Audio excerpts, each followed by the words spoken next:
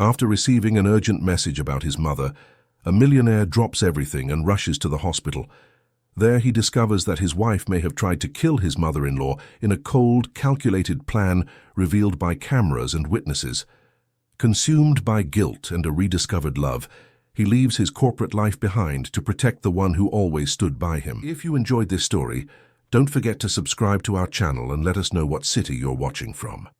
Now on with the story. The message came like a lightning bolt in the silent storm that was Michael Anderson's life. He was in his hotel room, tie loosened over his impeccable white shirt, reviewing the slides one last time for the keynote speech he was giving the next morning. The event would bring together the biggest names in the country's tech industry, and his presence as the CEO of Anderson Tech was highly anticipated. At 43, Michael had built an empire from a garage startup, turning code into millions, innovation into power. The phone buzzed on the marble-topped table. He glanced at it distractedly, expecting another corporate email or maybe a text from Veronica, his wife, confirming everything was fine at home. But the name on the screen made him stop breathing for a second. Sylvia, the caregiver. "Mr. Anderson, Mrs. Dorothy isn't breathing right. Come now, Mount Sinai Hospital, it's urgent." The words danced before his eyes. He read them once, twice, 3 times. His heart began to pound, a frantic rhythm echoing in his ears. Dorothy, his mother, the woman who had raised him alone after his father left them when Michael was just 7. The same woman who worked as a seamstress for decades to pay for his education, who never complained about the sleepless nights, who celebrated every one of his achievements as if it were her own victory. The same woman he had visited less and less in recent years. Michael gripped the phone so tightly his knuckles turned white. He grabbed his suit jacket from the back of the chair, locked his laptop without shutting it down, and rushed out of the room, leaving behind the speech, the carefully prepared slides, the career that consumed every minute of his existence. In the mirrored elevator, as he descended from the hotel's 14th floor, Michael saw his own reflection and barely recognized himself. Graying hair at the temples, deep dark circles under his eyes, a tense expression that seemed carved from stone. When had he become that man? When had the years started flying by so fast, taking with them not just time, but the moments that would never come back? Beatrice. The name of his first wife surfaced in his mind like a painful memory that never truly healed.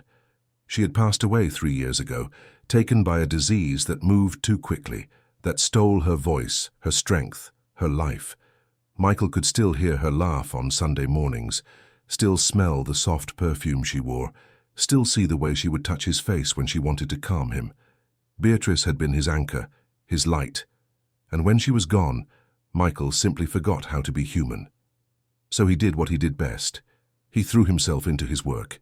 He expanded the company, opened branches in 4 states, tripled their revenue. He traveled 3 weeks out of every month. He slept in hotels that all started to look the same. He answered emails at 3 in the morning, and slowly, without realizing it, he drifted away from everyone and everything that truly mattered, including his mother. Dorothy lived in the same house she always had, the small 3-bedroom home in Forest Hills, Queens, a neighborhood she loved because it was quiet, tree-lined, because it was where she had raised her son and where she wanted to grow old. But her knees couldn't handle the stairs anymore. Her eyes couldn't read as well. Her hands, once so skilled with a needle and thread, trembled when holding a coffee cup. At 78, Dorothy needed care, and Michael, always busy, always distant, had hired Sylvia, an experienced and dedicated caregiver, to be with her. And then, 8 months ago, he had married Veronica. The cab sped through the streets of New York City at a pace that bordered on desperate. Michael stared out the window without really seeing the city. The streetlights blurred with the illuminated storefronts. Cars honked. People walked on the sidewalks as if it were just another ordinary night. But for him, nothing was ordinary. Everything was falling apart. Veronica. He had met her at a corporate event, a product launch party where she worked in public relations.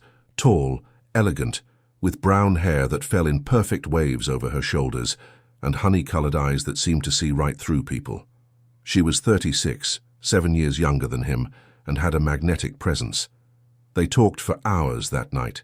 She made him laugh, something Michael had forgotten how to do. She said she admired his story of overcoming adversity, that it was inspiring to see someone conquer poverty with intelligence and hard work. She said he deserved to be happy again. Michael, still fragile from the loss of Beatrice, still lost in the darkness of a meaningless life, believed her. He believed he could start over. He believed he deserved a second chance. He believed in Veronica. They married in a small ceremony, with just a few close friends and family. Dorothy was there, sitting in the front row, in a lavender dress Sylvia had helped her pick out. Michael saw his mother's eyes that day. He saw something in them he couldn't decipher, something between sadness and worry. But he chalked it up to her age, to the difficulty older people have with change. He didn't want to think about it. He didn't want to see. Now, in the back of the cab, with the city flashing by the window, Michael felt a weight in his chest that went beyond concern for his mother's health. It was something deeper, darker. It was a premonition he couldn't name, but it grew with every second, with every block that brought him closer to the hospital.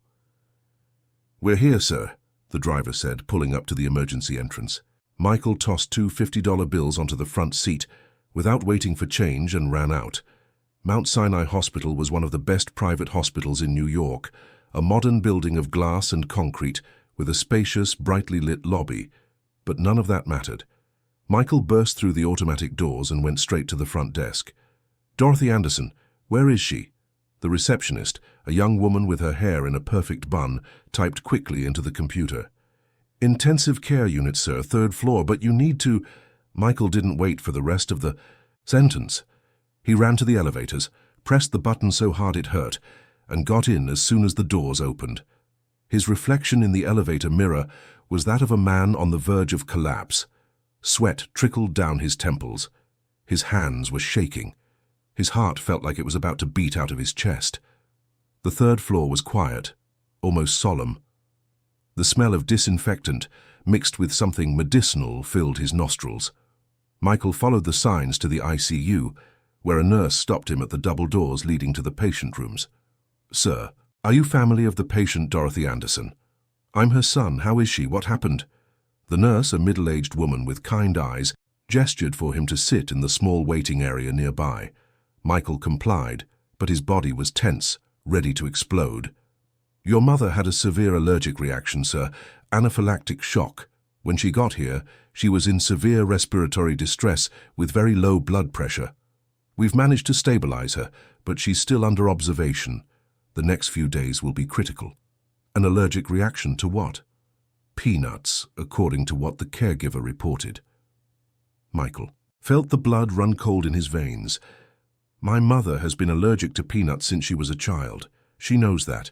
Everyone who spends time with her knows that. How could this have happened?" The nurse hesitated. "The doctor in charge of her case would like to speak with you. There are some issues that need to be clarified. The police—" "The police?" Michael's voice came out louder than he intended. "Why are the police involved?" Before the nurse could answer, the waiting room door opened and Sylvia walked in. She was in her early 50s with graying hair in a ponytail, her face lined by time and work, but with an expression of honesty that had always reassured Michael. Now, however, she looked distraught. Her eyes were red, as if she'd been crying. "Mr. Anderson." Her voice trembled. "Thank God you're here." Michael stood up and held the caregiver's shoulders. "Sylvia, what happened? How did my mother eat peanuts?" Sylvia glanced at the nurse, then back at Michael. She swallowed hard. When she spoke, her voice was almost a whisper. "I was at the grocery store. Mrs. Veronica said she'd stay with Mrs. Dorothy, that I could take my time with the week's shopping. When I got back an hour later, I heard Mrs. Dorothy coughing hard, making a strange noise in her throat. I ran to the room and saw—" She paused, tears finally streaming down her face. "I saw her unconscious on the bed. And Mrs. Veronica was just standing there watching." "Watching?" Michael felt the room spin. "What do you mean, watching?" Sylvia wiped her tears with the back of her hand. "She wasn't doing anything, sir, just watching. When she saw me, she said she didn't know what to do, that she'd panicked. But there was a cookie wrapper on the floor next to the bed, peanut butter cookies." The silence that followed was deafening. Michael felt as if he were falling into a bottomless pit, where there was no light, no ground, nothing but an all-consuming darkness. Where is Veronica now? She left, sir. Said she was too shaken up that she needed to go home and rest. Michael closed his eyes. He took a deep breath, trying to organize the thoughts that were crashing inside his mind like violent waves against a cliff. Something was wrong. Very wrong. Veronica knew about Dorothy's allergy. He had told her in the first few days they were dating. When she asked about his mother, he had even joked that peanuts were banned in their house like they were contraband. How could she have forgotten? And why didn't she do anything when she saw Dorothy in distress? "I want to see my mother," Michael said, his voice hoarse. The nurse nodded. "She's sedated, but you can see her for a few minutes. Please, follow me." The walk to bed number 7 seemed endless. Each step echoed on the linoleum floor. The fluorescent lights flickered softly. Overhead, when the nurse pulled back the curtain separating the bed, Michael felt the world stop. Dorothy was lying in the hospital bed, so small, so frail. Tubes ran into her mouth, into her arms. Machines beeped around her, monitoring every heartbeat, every breath. Her face, always so expressive, was pale and swollen. Her closed eyes looked as if they might never open again. Michael approached slowly. He took his mother's hand, the hand that had rocked him as a child, that had sewn thousands of garments to support them, that had caressed his face on difficult nights. Now it was cold, too light, too fragile. "Mum," he whispered, his voice breaking. "Mum, I'm here. I'm sorry. I'm sorry for everything." The tears came without warning. Michael, who hadn't cried since Beatrice's funeral, felt a wave of grief wash over him with overwhelming force. He cried for the mother lying there between life and something he didn't even want to think about. He cried for the lost years, the visits he didn't make, the phone calls he cut short because he was busy. He cried for the man he had become, so different from the boy Dorothy had raised with so much love. "You need to leave now, sir," the nurse said gently, "but you can come back in the morning." Michael didn't want to leave. He wanted to stay there, holding his mother's hand, protecting her as she had always protected him. But he knew he couldn't. Not there. Not right then. When he left the ICU, he found Sylvia sitting in the waiting room, her face buried in her hands. She looked up when she saw him. "Mr. Anderson, there's something else I need to tell you.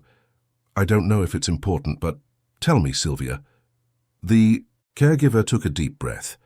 "For the past few months, Mrs. Veronica has been very different with Mrs. Dorothy. At first, when you got married, she was kind, even affectionate. But then she started to change. She started making comments about Mrs. Dorothy being stubborn, difficult. She'd say that old people are a burden, that they get in the way of their children's lives. I tried to talk to you a few times, but I never listened." Michael finished the sentence, guilt burning in his chest like acid. "I was always traveling, always busy. Last night, I overheard an argument. Mrs. Veronica was speaking loudly to Mrs. Dorothy. She said she was tired of pretending that the house was hers now, that Mrs. Dorothy should just accept it. I was about to go into the room, but Mrs. Dorothy said everything was fine, that she was going to sleep." Michael sat down next to Sylvia, the weight of reality crushing his shoulders. It was all fitting together like pieces of a macabre puzzle. The subtle comments Veronica made about the situation with his mother, her insistence that he travel more, spend less time at home, the way she changed, the subject whenever he asked about Dorothy.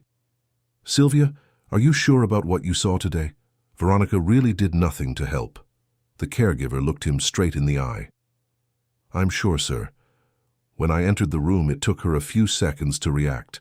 And when she did, she didn't seem scared. She seemed frustrated." The word echoed in Michael's mind. Frustrated. As if something hadn't gone according to plan. He stood up abruptly. "I need to go home. I need to talk to her." "Sir, be careful. I don't know what's going on, but I feel like something is very wrong." Michael nodded.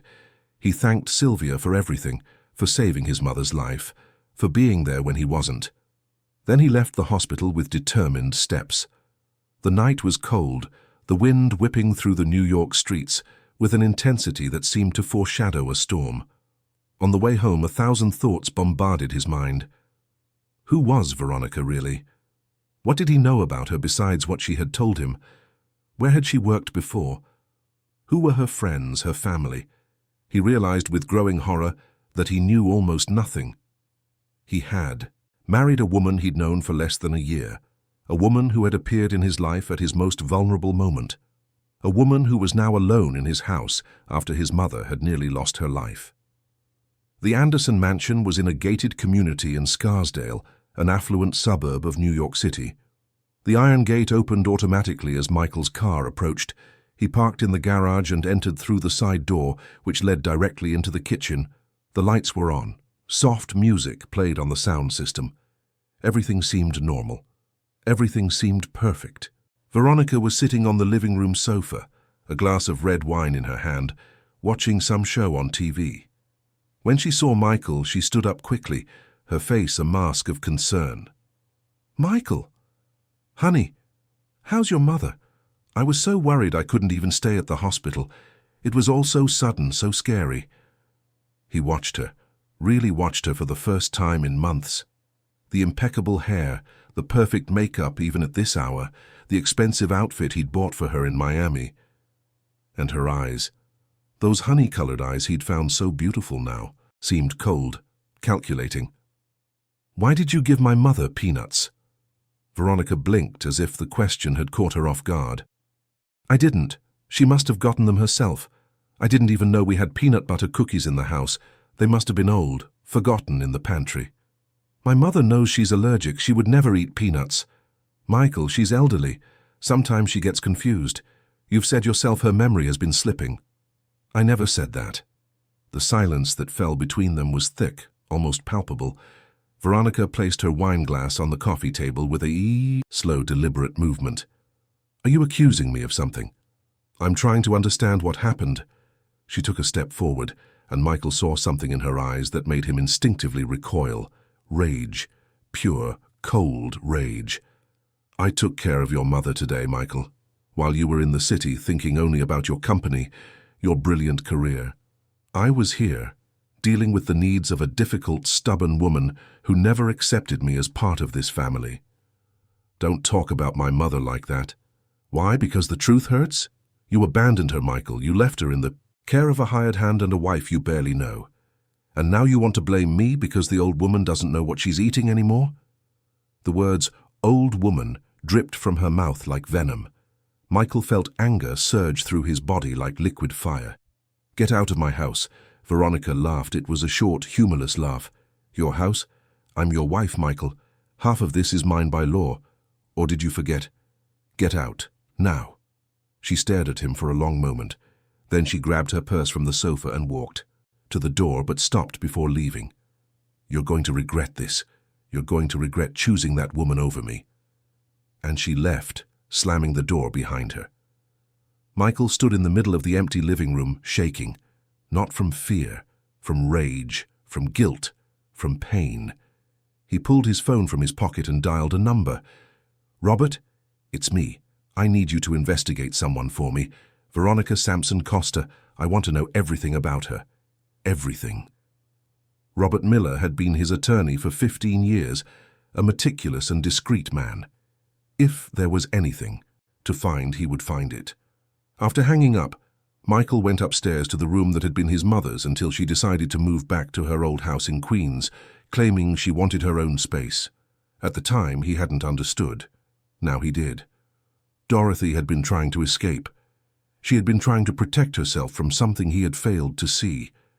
He sat on the bed and buried his face in his hands. The tears came again, silent, painful. He had failed. He had failed Dorothy, the woman who sacrificed everything for him. He had failed to protect her. He had failed to be there, but he wouldn't fail anymore. He looked out the window, seeing the city lights twinkling in the distance. Wherever this story led him, whatever the truth about Veronica was, he would see it through to the end. He would protect his mother. He would get justice, and he would finally become the son she had always deserved. The night was just beginning, and with it would come revelations that would change everything. Dawn broke slowly. painting the New York sky in shades of orange and pink that Michael had no time to appreciate. He hadn't slept. He had spent the entire night in the mansion's home office, surrounded by papers, documents, and the blue glow of the computer screen. His body craved rest, but his mind was on high alert, processing every detail, every clue, every sign he had ignored over the past few months. At 6 in the morning, his phone rang. It was Robert. "Michael, I found a few things. Are you at home?" "I am. Come over." 30 minutes later, the attorney was sitting across from him in the living room, a thick folder on the coffee table. Robert was 48 with completely white hair that gave him a distinguished air and a perpetually serious expression that inspired confidence. But at that moment, even he seemed disturbed. "Before I show you what I've found, I need you to prepare yourself, Michael. What I have here isn't easy to digest." Michael nodded, his jaw tight. "Show me." Robert opened the folder and began to spread documents across the table. Certificates, newspaper clippings, public records. Michael picked up the first paper and began to read. Veronica Sampson Costa had been born in Cleveland, Ohio, 36 years ago. But her birth name was different. Veronica Ann Santos. She had changed her last name at 25 after her first marriage to a mining executive named Henry Carter. The marriage lasted 3 years. Henry was a widower with an elderly mother living with him. The mother died 6 months after the wedding in circumstances recorded as a domestic accident. Henry died 2 years later of a heart attack. Veronica inherited everything. "She never told me she was married before," Michael murmured, a chill running down his spine. "There's more." Robert handed him another document. "Second marriage, 4 years ago. Richard Sampson, a pharmaceutical executive in Chicago. A widower, also had an elderly mother living with him. The mother passed away 8 months after the wedding. The record indicates health complications, but there was no formal investigation. Richard died a year and a half later, also a heart attack. Veronica inherited the company and sold it 6 months later for an above-market price." Michael felt the floor give way beneath him. It couldn't be a coincidence. Not twice. Not 3 times, counting him. "Are you saying she—" "I'm not saying anything for certain," Robert interrupted, his voice grave. "But the pattern is clear. Wealthy widowers, elderly mothers, convenient deaths, large inheritances. And then she disappears, moves to a new city, starts over with a new name or a new story." Michael stood up abruptly, walking to the window. Outside, the day was bright, the sun was shining, birds were singing. Everything was so normal, so absurdly normal while his life was falling apart. "She planned everything, from the beginning." "It seems so." Robert gathered the documents. "But we have a problem. There's no concrete proof she did anything illegal. All the investigations were closed. The death certificates are in order. There's nothing. That directly links her to the deaths." "And my mother? Isn't what happened yesterday proof?" "It's your word, and the caregiver's against hers. She can claim it was an accident, that she forgot, that she panicked, unless we have something more concrete." Michael spun around. "The house has security cameras. I had them installed after we got married for security, but I've never looked at the footage." "Where is it stored?" "On the server, in the office." The 2 men hurried to the office. Michael turned on the main computer and accessed the security system. There were cameras in all. The main rooms of the house, including the kitchen, living room, and hallways. He searched for the files from the previous day, his hands shaking as he typed. There it was. Kitchen camera. Time. 3:42 p.m. Michael clicked on the file. The image appeared on the screen, sharp and clear. It was the kitchen of the house in Queens where his mother lived. He recognized the wooden table where Dorothy had her coffee every morning. And there she was, sitting, small and frail, with a glass of juice in front of her. Then Veronica entered the frame. Michael turned up the volume. He could hear their voices clearly. "Dorothy, you need to eat something." Veronica's voice was sweet, almost motherly. "I'm not hungry, dear." Dorothy's voice was tired.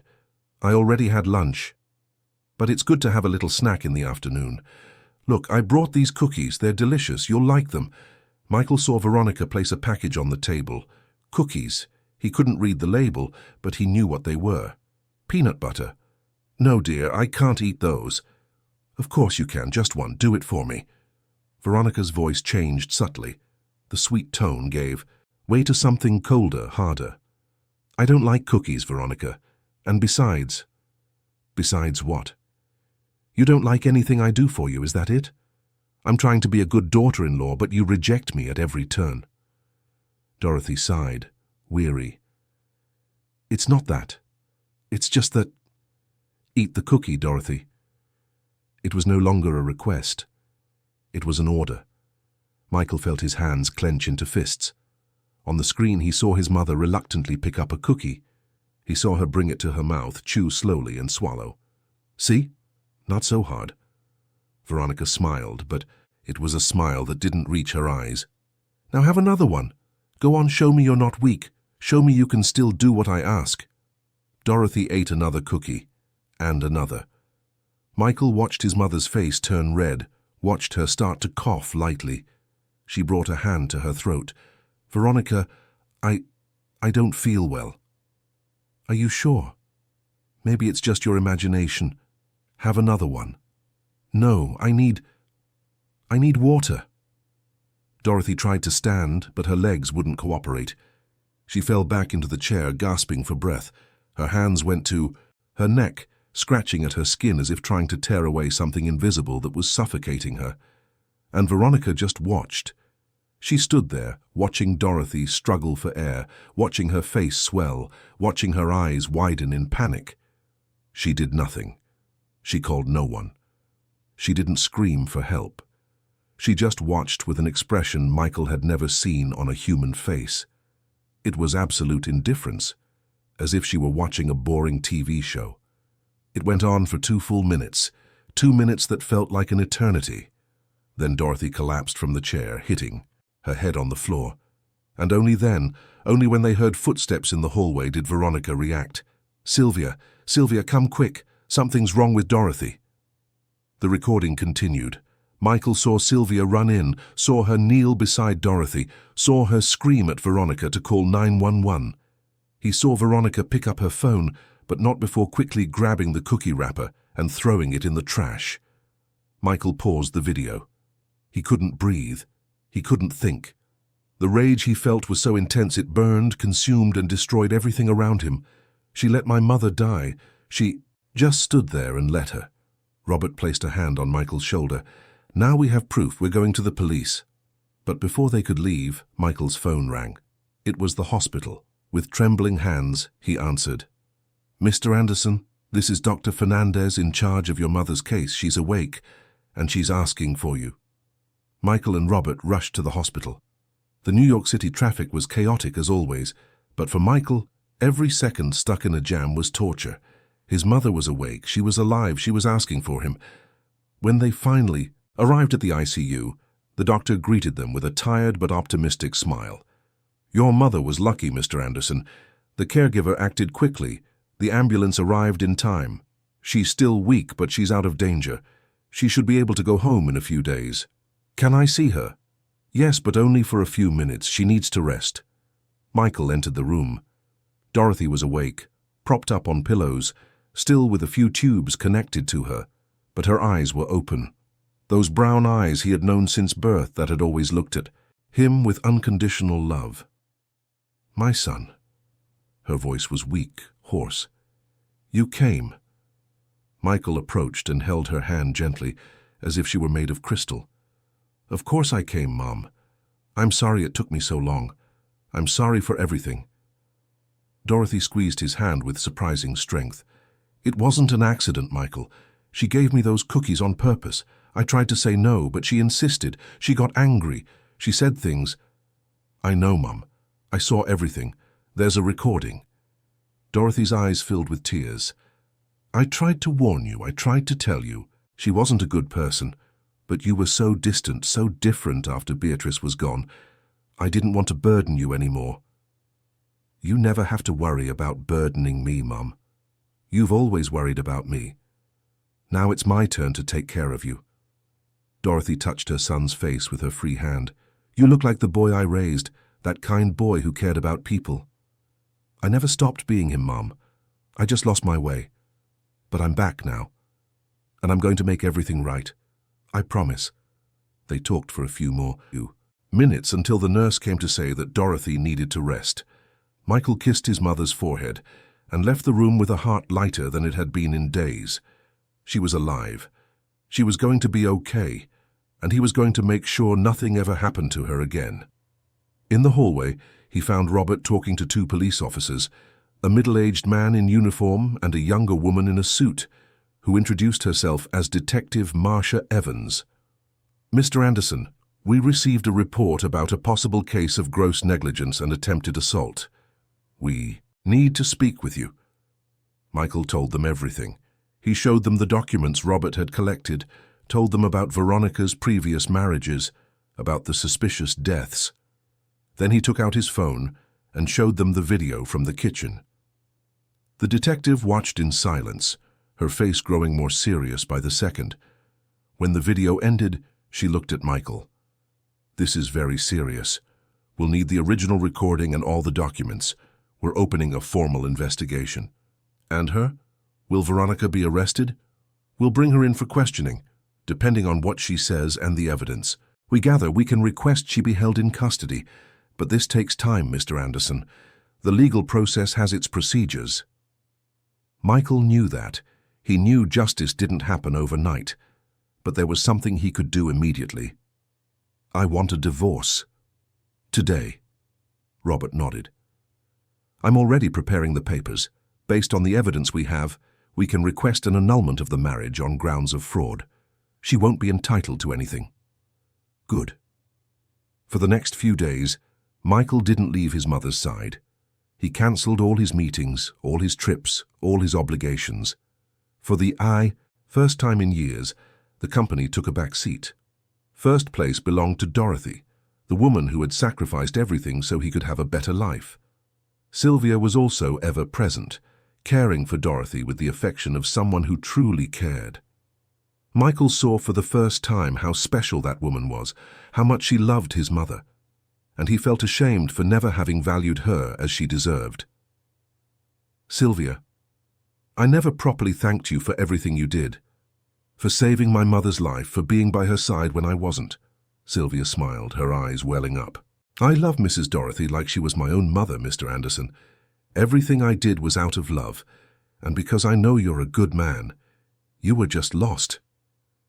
"I was, but not anymore." On the 5th day after the incident, Dorothy was discharged. Michael took her not to the house in Queens, but to the mansion in Scarsdale. He wanted her close, wanted to care for her personally. He hired private nurses for the night shifts, but during the day, he was the one who was there. They talked about everything, about the past, about when he was a child and she worked late sewing to support them both. About the dreams she had for him, which had all come true but in a way that pushed her away. About Beatrice, about how special she was and how devastating her loss had been. About pain, about loneliness, about mistakes. "You know, son, when you were born, I promised I would do everything to give you a better life than mine, that you would never want for anything, never lack anything, and I kept that promise, but I forgot to teach you that the most important thing isn't money, it isn't success, it's love, it's being present, it's valuing who really matters." Michael held his mother's hand. "You did teach me that, Mom. I just forgot. But I remember now, and I'll never forget again." One afternoon, while Dorothy was sleeping, Michael got a call from Detective Evans. "Mr. Anderson, we have an update. We've managed to get the previous cases in Cleveland and Chicago reopened. The local authorities are reviewing the investigations. We found more evidence. Text messages, emails, bank records. Veronica planned everything meticulously. She didn't just marry for money. She eliminated obstacles. The previous husbands, mothers." "Exactly, and there's more. We found searches on her computer about fatal allergies, about how to induce heart attacks, about inheritances and wills. She was studying, planning. Your mother wasn't the first victim. She was just the one who survived." Michael closed his eyes, feeling a wave of nausea. "And now? Now she's going to answer for everything. We requested a warrant for her arrest, and it was granted. She's being sought as we speak." 2 hours later, Veronica was arrested trying to board a flight to Buenos Aires. She had a suitcase full of cash and fake documents. When they took her away, she held her head high, her eyes cold, showing no remorse or fear, only anger at having been caught. The process would be long. There would be hearings, testimonies, counter-arguments. But Michael knew the truth would prevail. The evidence was too clear, the pattern too obvious. And in the meantime, he had something more important to do. He had a mother to care for, a relationship to rebuild, a life to start over.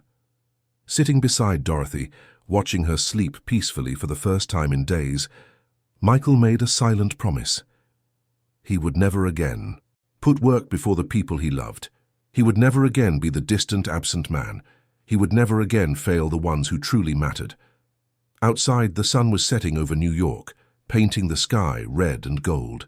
A new day would come tomorrow, and with it, a new beginning. But the story wasn't over yet. There were more revelations to come, more truths to be uncovered, and Michael was ready to face it all, as long as his mother was by his side, safe and protected. Because in the end, that's what mattered. Not the money, not the success, not the recognition. It was love. It was family. It was being present for the moments that truly counted. And this time, he wouldn't miss a single one. The weeks that followed were the most intense of Michael's life. In the mornings, he oversaw Dorothy's recovery, making sure she took the right medications, ate well, and did her physical therapy exercises. In the afternoons, he met with Robert and other lawyers to prepare the case against Veronica. In the evenings, he would sit with his mother and they would simply talk, catching up on lost years, one story at a time. The mansion in Scarsdale, which had once felt large and empty, was now full of life.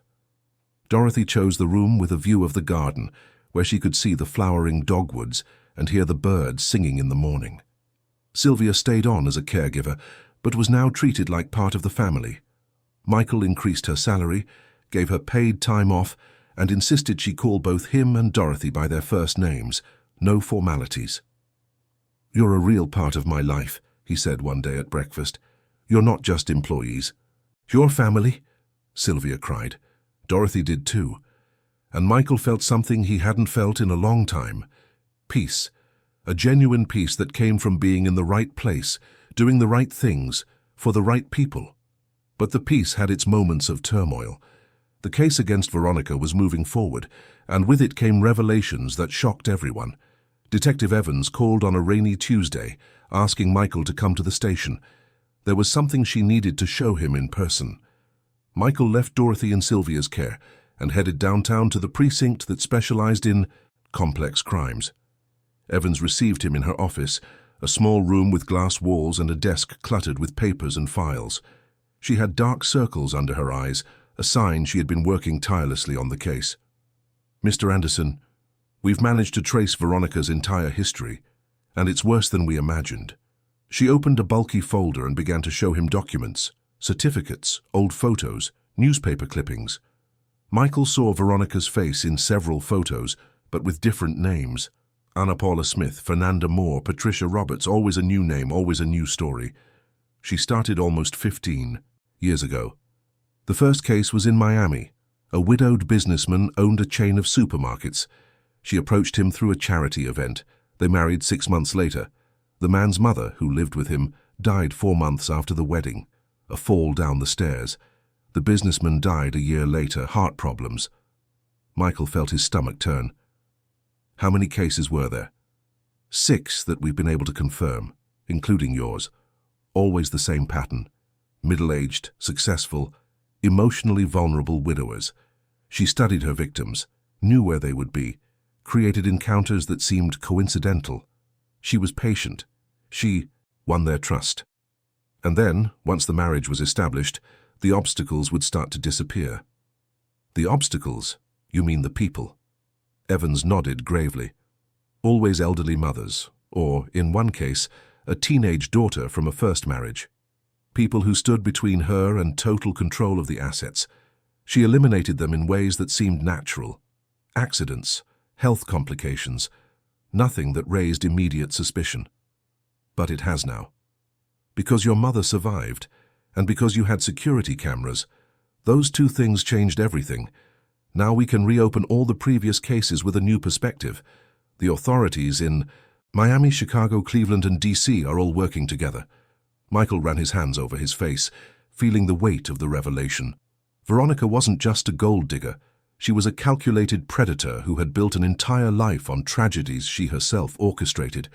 How did she get away with it for so long? Because she was smart. Very smart. She studied, learned, and perfected her method.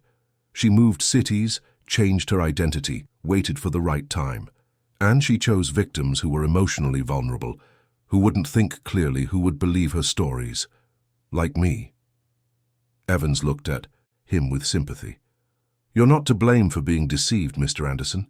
She was a professional at this, but you had the courage to see the truth when you were confronted with it. Many of the other men never did. They died believing she loved them. Michael left the station with a heavy mind. How could the world harbor someone so cold, so calculating? How could Veronica look into the eyes of the people she pretended to love and plan their deaths? It was a reality he struggled to comprehend. When he got home, he found Dorothy in the living room, sitting in her favorite armchair, a blanket over her legs and a book in her hands. She looked up when he came in and smiled, the same smile that always brightened his day when he was a child. Hi, son. How did it go? Michael sat on the sofa next to her. He told her everything the detective had revealed. Dorothy listened in silence, her eyes welling up, her expression growing sadder. That poor girl, she said finally. Michael looked at his mother, confused. Girl? The teenage daughter you mentioned, the one who was also a victim, I can.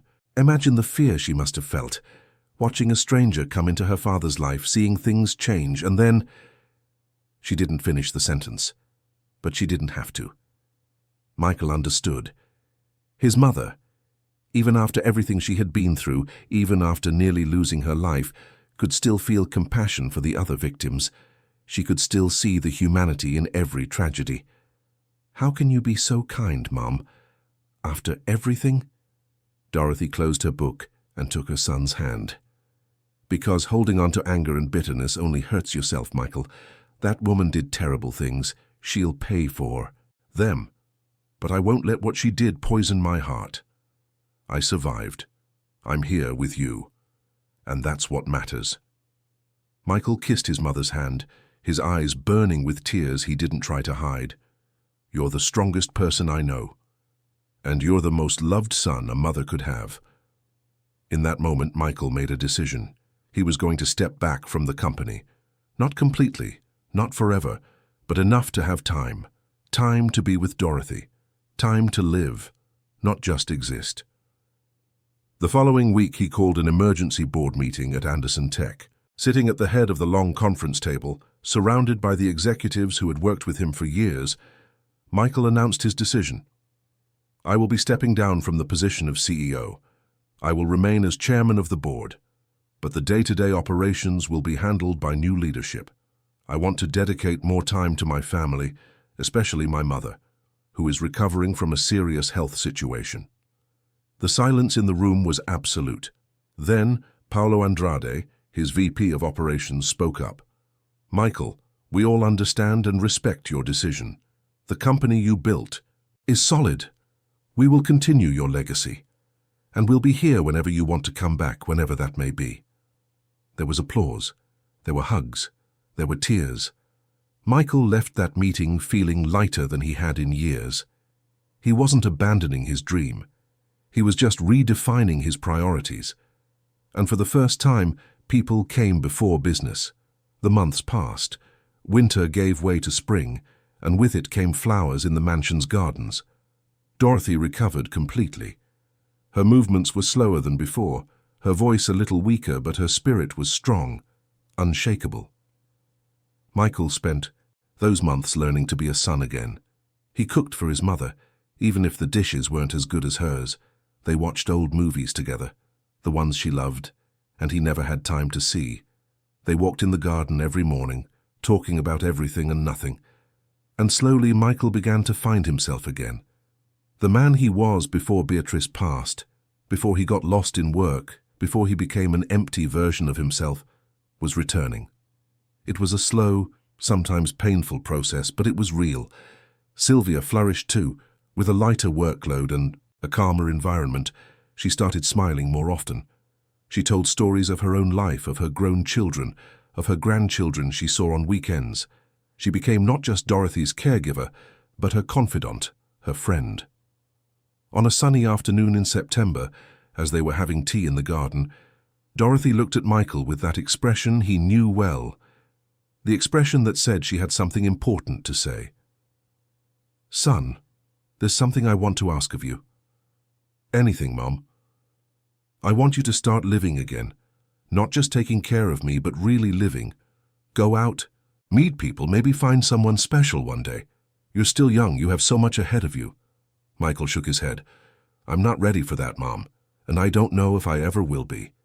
"You say that now, but the heart has its own wisdom. When the time is right, you'll know. Just don't close the door on the possibility. For me." Michael promised he would think about it, but deep down he still carried scars. Beatrice had been the love of his life, and losing her was devastating.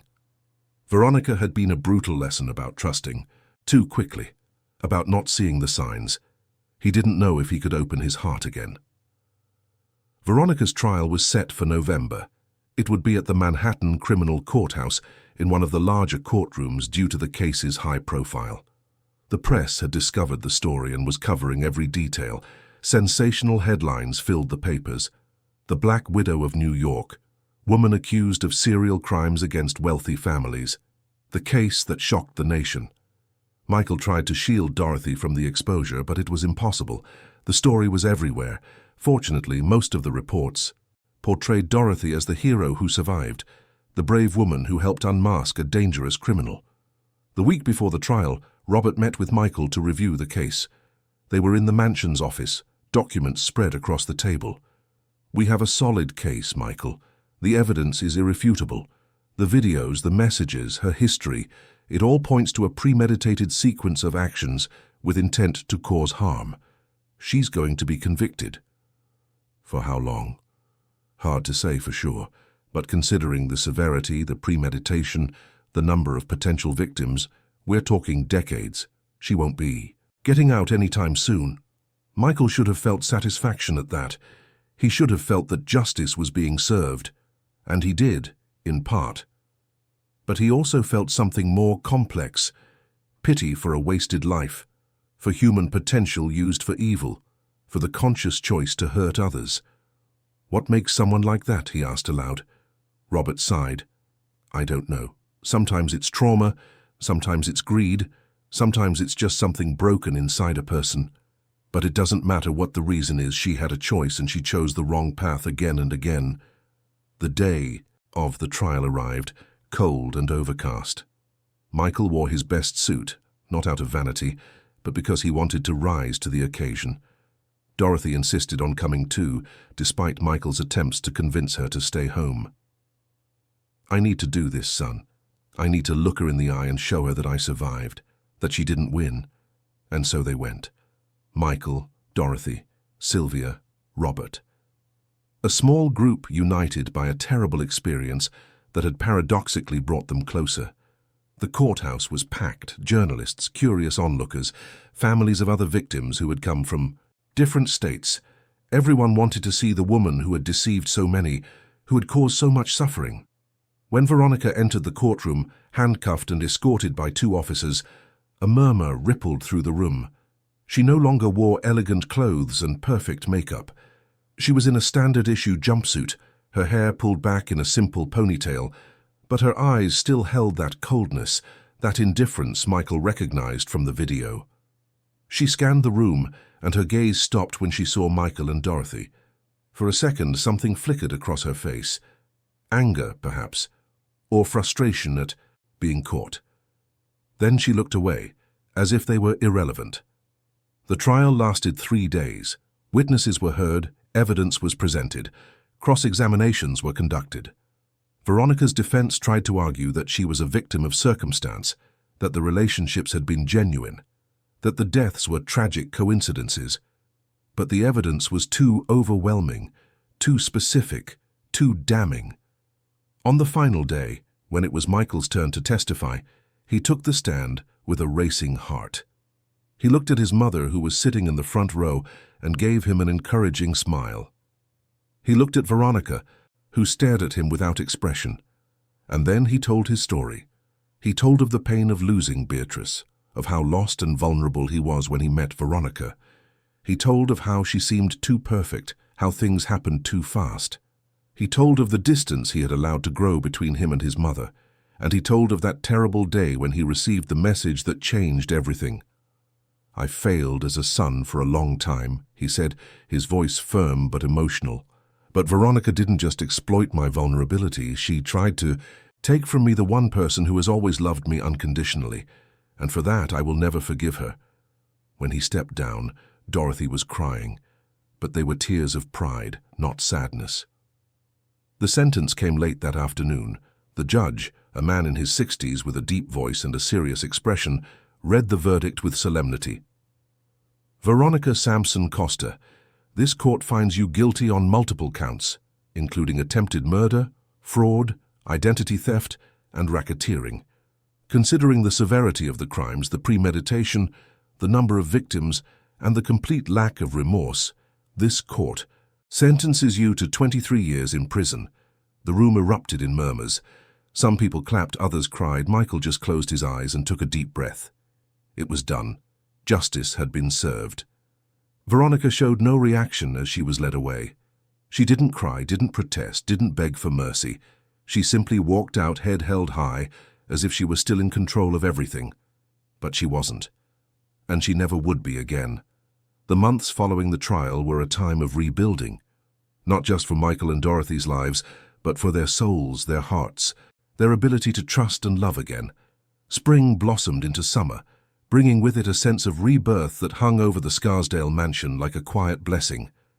Dorothy was fully recovered. Her steps were still cautious, but she walked in the garden every morning without assistance, stopping to admire the roses Michael had planted just for her. Yellow roses, her favorite, which now covered the entire back wall, filling the air with their delicate scent. Michael had changed too, not just on the outside, though the deep circles under his eyes had vanished, and a smile was once again a frequent visitor to his face. It was a deeper, more essential change. He had learned what truly mattered in life, and that lesson, however painful it had been to learn, was precious. One January morning, as they were having coffee in the garden under the shade of a large oak tree, Dorothy announced she had a surprise for her son. "We're having a visitor today, someone very special." Michael raised an eyebrow, curious. "Who?" "You'll see." Dorothy's mysterious smile was the same one she used when he was a child, and she was hiding birthday presents. Around 10 in the morning, the doorbell rang. Michael went to answer it and found a woman of about 40, with dark hair in an elegant bun, thin-rimmed glasses, and a shy smile. She was holding the hand of a little girl of about 8, with braids and big, curious eyes.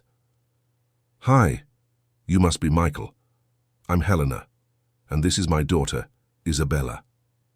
Michael was still processing who these people were when Dorothy appeared behind him, beaming. "Helena, it's so good to see you.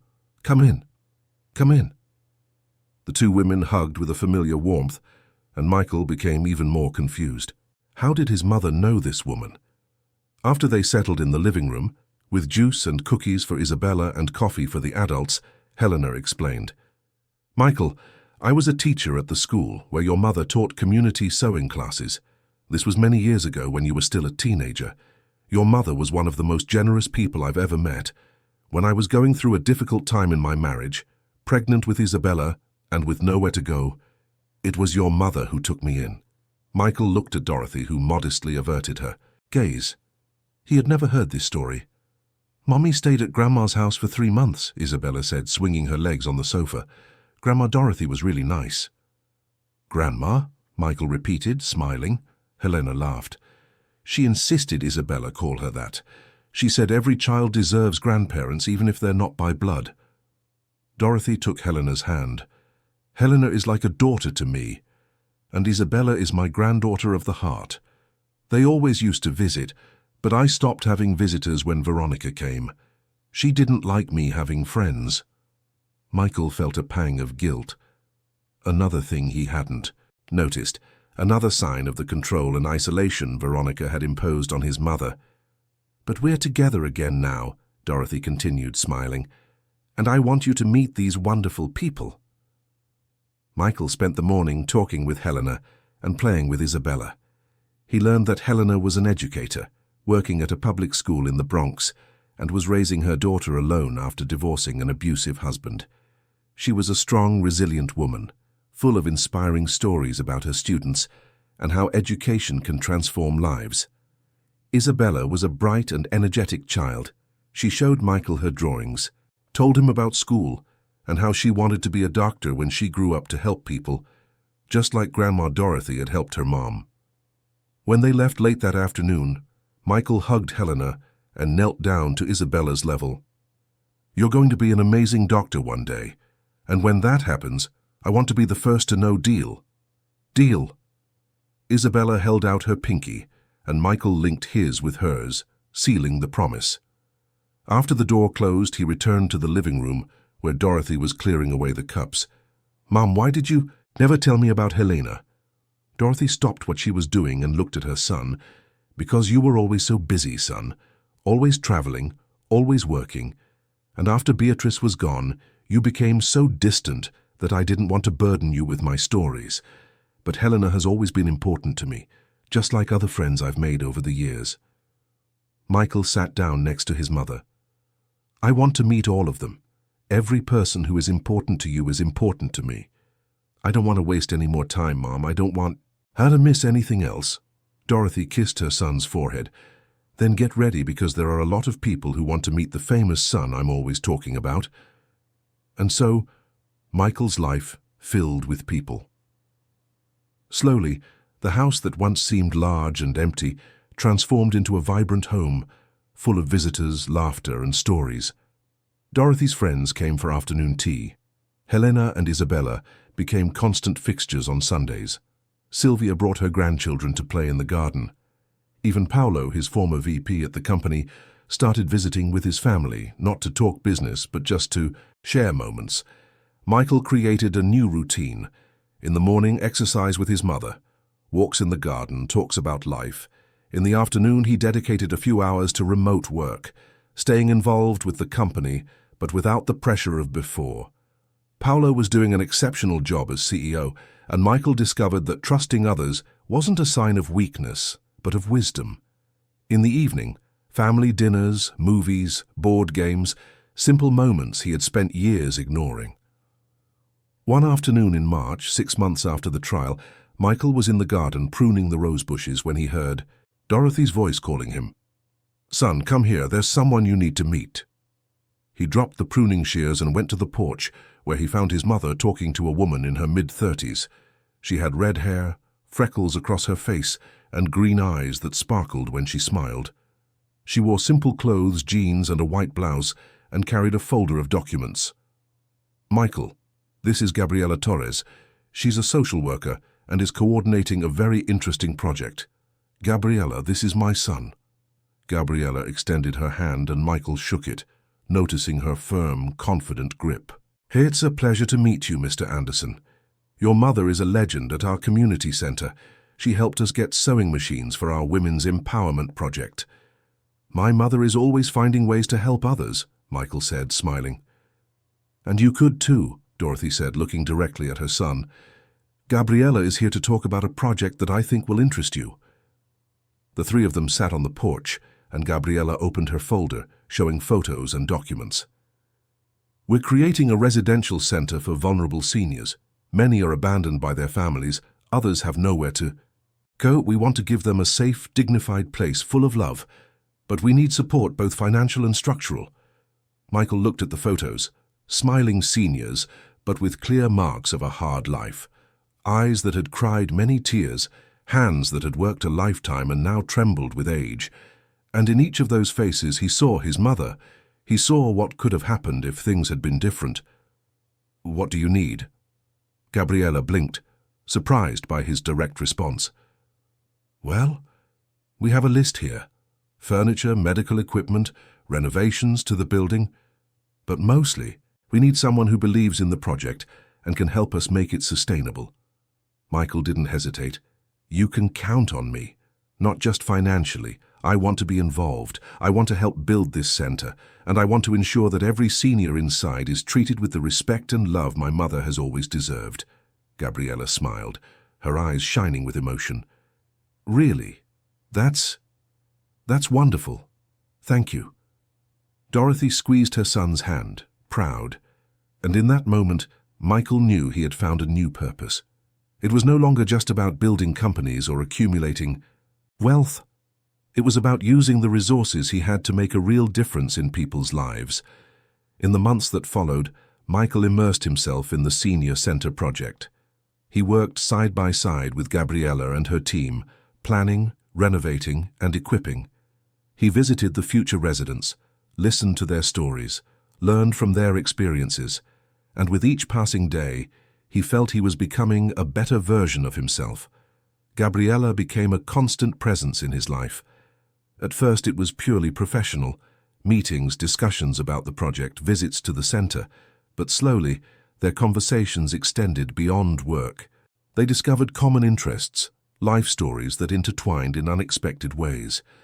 Gabriella had lost her father young, grew up watching her grandmother be cared for lovingly by her mother, and decided to dedicate her life to ensuring other seniors received the same affection. Dorothy noticed before Michael did. She saw the way her son's eyes lit up when Gabriella arrived. She saw how he laughed more, how he seemed lighter. And one day, as they were preparing dinner together, she decided to bring it up. Gabriella is a special young woman, isn't she?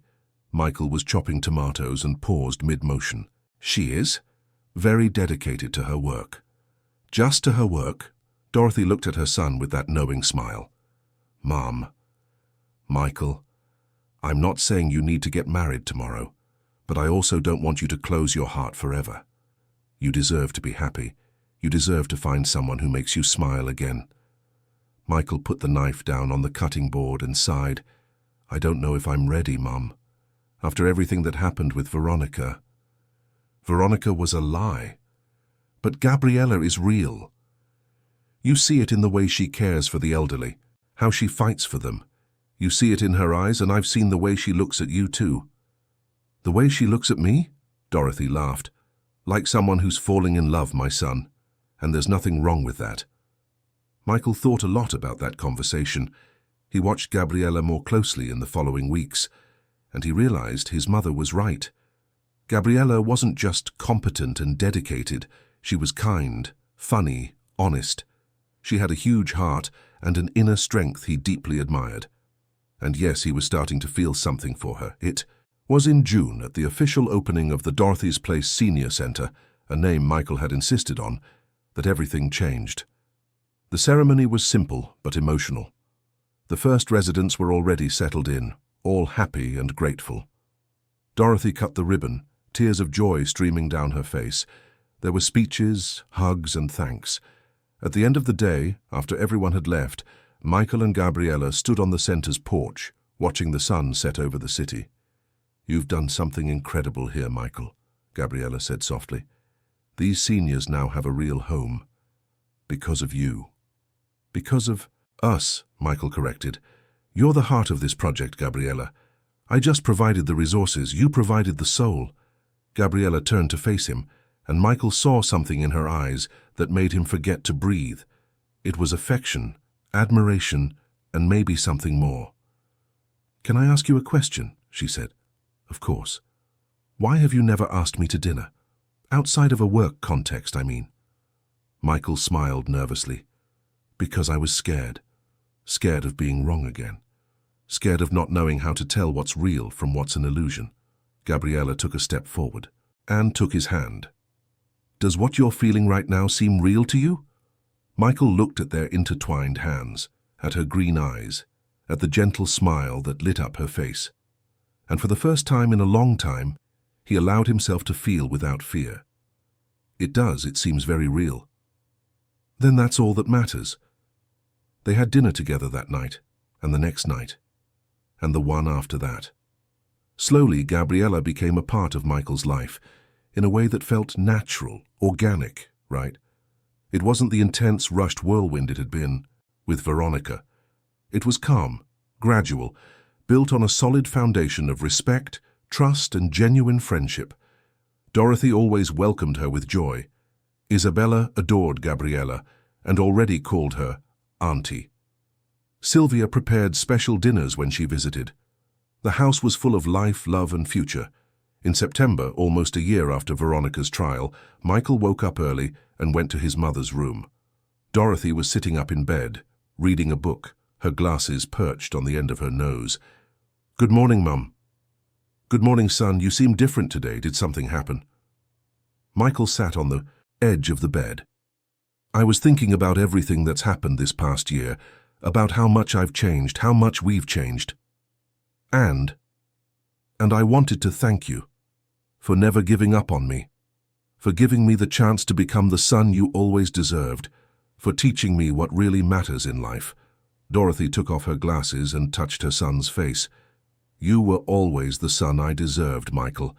You were just lost for a while, but I always knew you'd come home. Home isn't just a place, is it, Mum? It's where the heart..." "Zassim, exactly. And your heart has always been here with the people who truly love you."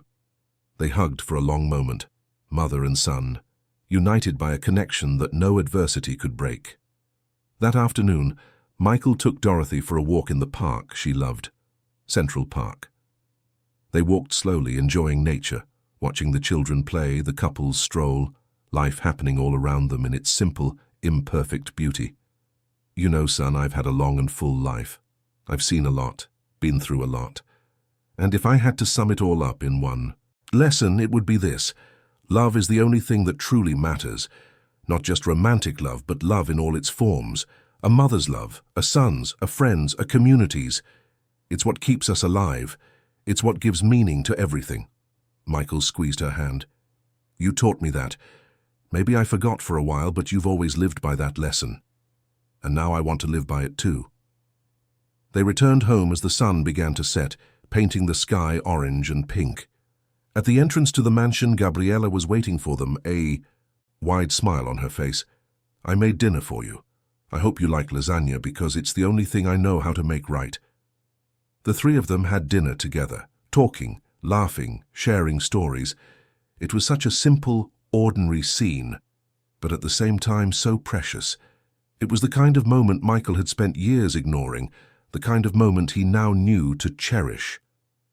After dinner, when Dorothy had gone to bed and Gabriella was getting ready to leave, Michael walked her to her car. "Gabriella, I want to ask you a question." "Go ahead." "Do you believe in new beginnings, in second chances?" Gabriella smiled. "I believe in third, fourth, fifth chances. I believe that as long as we're alive, we can always start over." "Then let's start over together. Slowly, no rush, but together. What do you think?" Gabriella stepped closer and kissed his forehead tenderly. "I think that would be perfect." The months that followed were the happiest Michael had lived in years. The senior center thrived, taking in more residents, creating more programs. Dorothy was strong and healthy, actively participating in community life.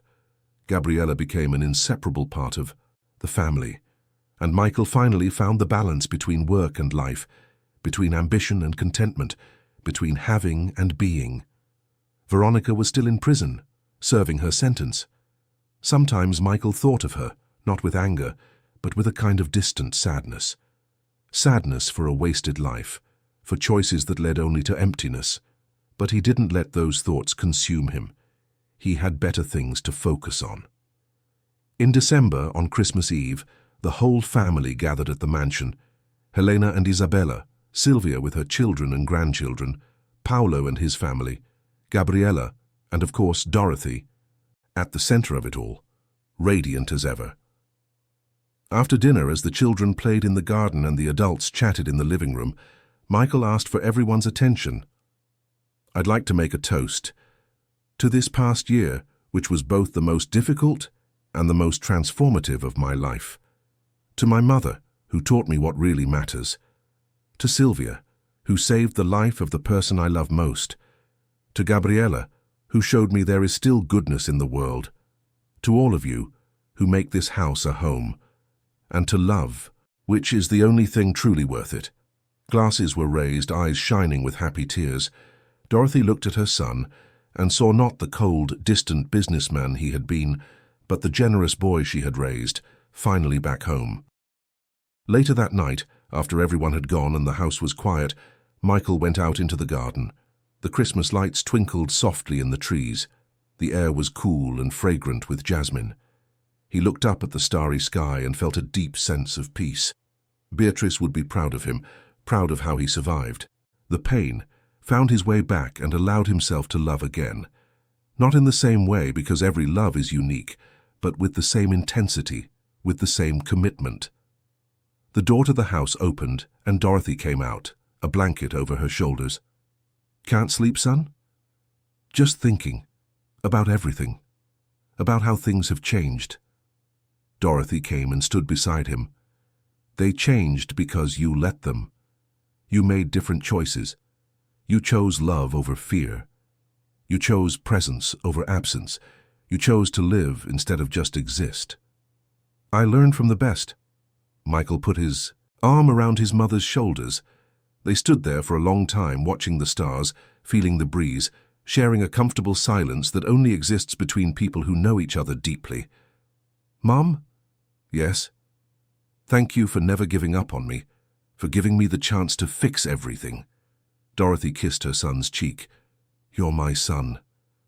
I would never give up on you. Never." And in that moment, under the starry New York sky, with the sounds of the city in the background and the scent of the garden all around, Michael knew he was finally home. Not just physically, but in every sense that truly mattered. The past had been painful. The present was full of possibilities, and the future, for the first time in a long time, seemed bright and full of hope. Because in the end, everything he needed was right there. Love, family, purpose, the simple things that make life worthwhile. The things he almost lost, but now held with both hands, determined never to let go again. The journey had been hard. The scars were still there, but they were no longer open wounds. They were marks of battles won, of lessons learned, of a complete transformation. Michael Anderson was no longer the man he had been. He was someone better, someone more whole, someone who finally understood that true success isn't measured in money or power, but in shared love, in moments lived, in lives touched. And as he walked back into the house with his mother by his side and his heart full of gratitude, he made one last promise. The promise he had made to himself in the hospital on that terrible day, but which he now renewed with total conviction. He would never again fail the people he loved. He would never again put what was urgent above what was important. He would never again let life pass by without living it to the fullest. That was the promise. And this time, it was forever. End of story. Hey everyone, we hope the story of Michael and Dorothy touched your heart. If you were moved by this journey of redemption, family love and second chances, hit the like button, subscribe to the channel, and let us know in the comments what part of this story resonated with you the most. Every day we bring you intense stories like this. 1. Revealing the deepest side of the human soul. Stories about transformation, forgiveness, and the power of true love. We'll see you in the next episode with another story that will stir your emotions and make you reflect on what really matters in life.